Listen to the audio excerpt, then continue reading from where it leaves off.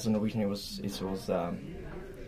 you get a lot of different thoughts when you hear that someone's going to make a film by 22nd July. But when I got to know that it was Paul making the film, I felt that he was the perfect director to do this. Like everybody, I'm troubled by the way the politics of the West are shifting to the hard right, and the rise of the neo-Nazi right. I mean, today Sweden, of all places, social democratic Sweden, is going to the polls with a neo-Nazi party #1 in the polls. So something is happening, and I wanted to make a movie about it. To Usna, who'd written a superb book about the events, the best book about the events, One of Us, and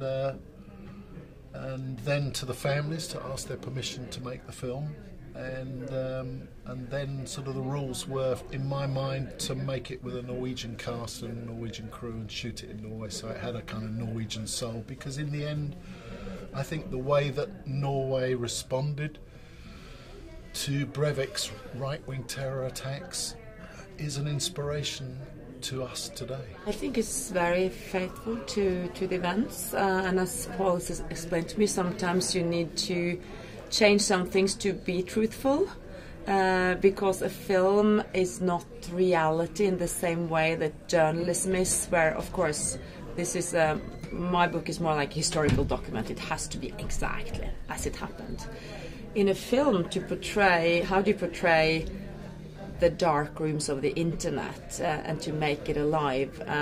It's like sometimes you have to create something fictional to actually be close to imagine your way into a situation. Yeah, so it's more it's more like, as you said, it's more like a novel than a newspaper article. So it's I felt that it reopened the whole, well, not only my book, but the whole event once again. And he's even expanded on many of the stories. Like sometimes in my book, the stories stop, and Paul has gone deeper. He's gone into more psychological depth. Well, you have to go and ask permission, you know, and of course if they'd said, please don't, then I wouldn't have made the film. But I've seen this before, that the greater fear for people involved in something like this is that the event is forgotten or its meaning not understood. And I think if you spoke to those families, it would be a pretty much unanimous feeling that the rise of the violent far right across Europe, across the West, is a massive problem, and we have to confront it, and we can't begin to confront it unless we look at it clearly. And so we must open our eyes and open our cinema to what's happening. It's absurd at a time when a neo-Nazi party is going into tomorrow's election in Sweden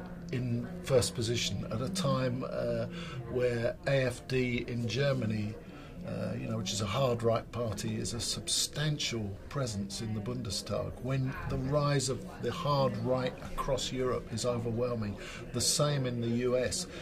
We can't close our mind to that. If we take the position that, oh, let's just go la la la la la, we don't want to know, we don't know, then we're going to be in a worse problem. We have to confront those ideas with ideas that preserve our democratic way of life, because democracy does not sustain itself by doing nothing.